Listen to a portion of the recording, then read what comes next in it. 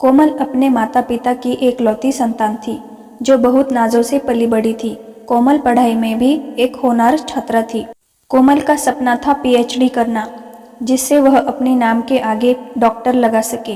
कोमल अपने घर से दूर जाकर दूसरे शहर में नेट के एग्जाम की तैयारी करने में लग गई। कोमल दिन रात पढ़ाई में लगी रहती और एग्जाम भी अच्छे से दिए।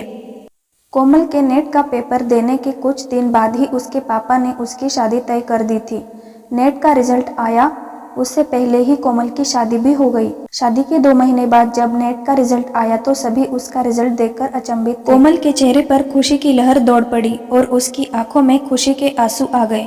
कोमल ने नेट का पेपर न सिर्फ पास किया था, बल्कि पूरे भारत में वो 7वें स्थान पर थी। ससुराल और मायके दोनों जगह एकदम खुशी का माहौल था। कोमल के ससुर चाहते थे कि वह अब जॉब करे, पर कोमल का सपना आगे पढ़ाई करने का था।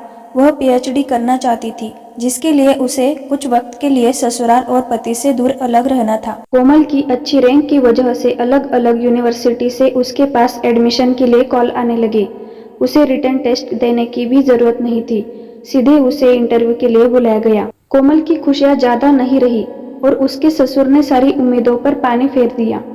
कोमल के ससुर ने उसे आगे की पढ़ाई के लिए भेजने से साफ मना कर दिया और एक ही पल में उसके सारे सपने चूर चूर कर दिए। जैसे ही उसने सुना, वह भूत बनी खड़ी रही। कोमल ने सपने में भी नहीं सोचा था कि उसके साथ ऐसा कुछ होगा।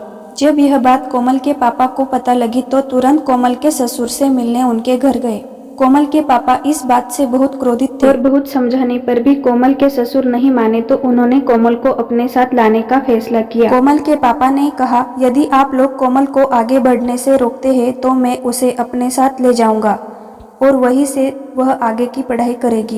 एक पिता कैसे अपनी बेटी के सपनों को यूं बिखरते हुए देख सकता है, जिसके लिए उसकी बेटी ने दिन रात एक कर दिए।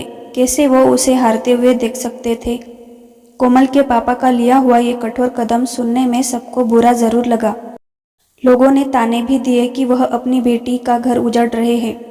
एक परिवार का असली मतलब समझने की जरूरत थी। क्यों एक लड़की को उसके सपनों की उड़ान भरने से रोका जाए? क्यों किसी के सपनों को तोड़ा जाए? क्यों एक लड़की अपनी सारी खुशियां दांव पर लगाए? दोस्तों, इस बारे में आप क्या सोचते हैं? प्लीज़ कमेंट करके हमें बताएं।